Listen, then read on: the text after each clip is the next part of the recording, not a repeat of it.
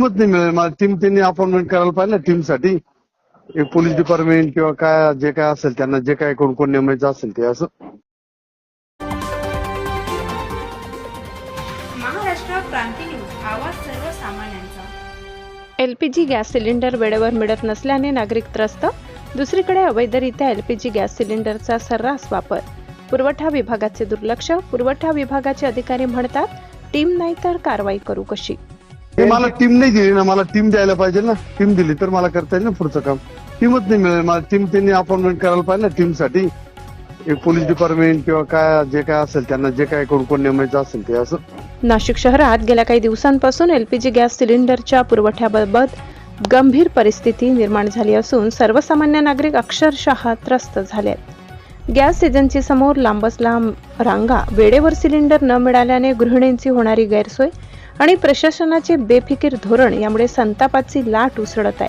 प्रशासनाकडून तुटवडा नाही असा दावा केला जात असला तरी प्रत्यक्षात ग्राहकांना नंबर लावल्यानंतर 2-3 दिवसात सिलेंडर मिळण्याऐवजी तब्बल 10 ते 12 दिवस प्रतीक्षा करावी लागत असल्याचे वास्तव समोर आले.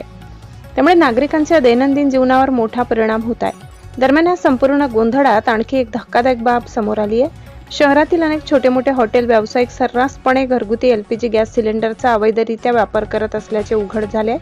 महाराष्ट्र क्रांती न्यूजच्या स्टिंग ऑपरेशनमध्ये हा प्रकार कॅमेऱ्यात कैद झाला असून काळा बाजार उघडकीस आलाय. याबाबत पुरवठा विभागाला ठोस पुरावे देऊन अद्याप कोणतीही कारवाई झाली नाही. उलट पुरवठा विभागाचे अधिकारी सुरेश झोटिंग यांनी कारवाईसाठी टीम नाही, त्यामुळे कारवाई कशी करणार असे सांगत जबाबदारी झटकली. टीमच नाही मिळेल मला. टीम त्यांनी अपॉइंटमेंट करायला पाहिजे ना टीमसाठी. एक पोलीस डिपार्टमेंट किंवा काय जे काय असेल त्यांना जे काय कोण कोण नेमायचं असेल ते असं. या उत्तरामुळे प्रशासनाच्या कार्यक्षमतेवर गंभीर प्रश्नचिन्ह निर्माण झाले.